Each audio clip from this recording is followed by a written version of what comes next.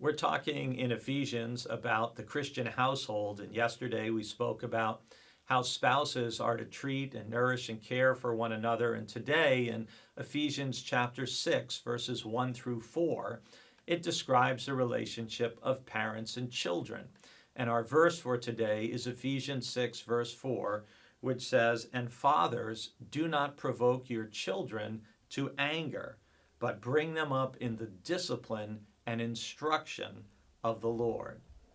Now, if you think back to the Ten Commandments back in Exodus chapter 20, you recall that the first four commandments have to do with an individual's relationship with God. They are vertical, if you will, and that the final six commandments have to do with our relationships with other people, that those are horizontal.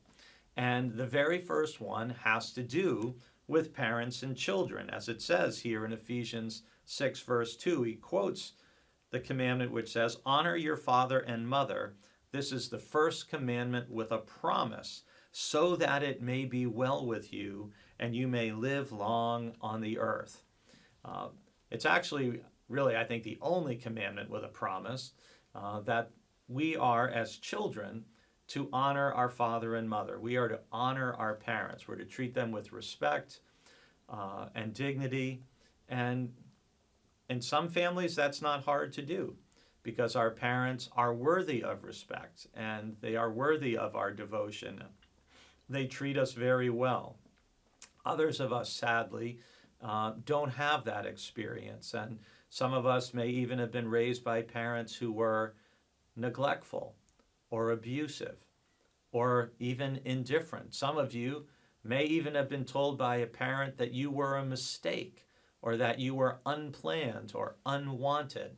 And that kind of communication is incredibly painful and incredibly hurtful.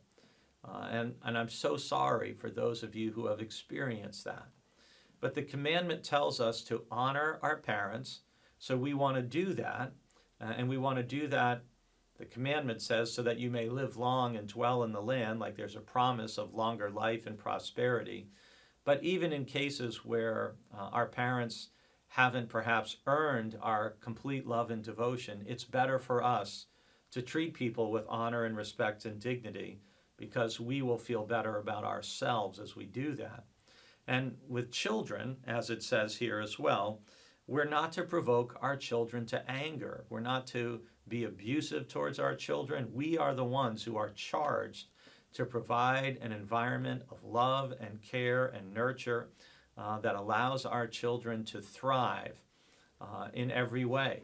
And fathers are especially admonished here in Ephesians 6:4 that it's our job to bring our children up in the discipline and instruction of the Lord, to teach our children about what it means to be a disciple of Christ and to live in the center of God's will in our life and to pursue a relationship with God.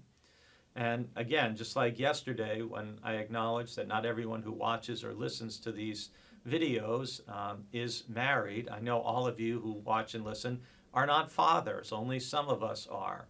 But in the same way, the principle still applies. How do we treat children? We want to nourish and care for children, whether they are ours or not. And we also want to try to help children to learn about Jesus and God's love for them.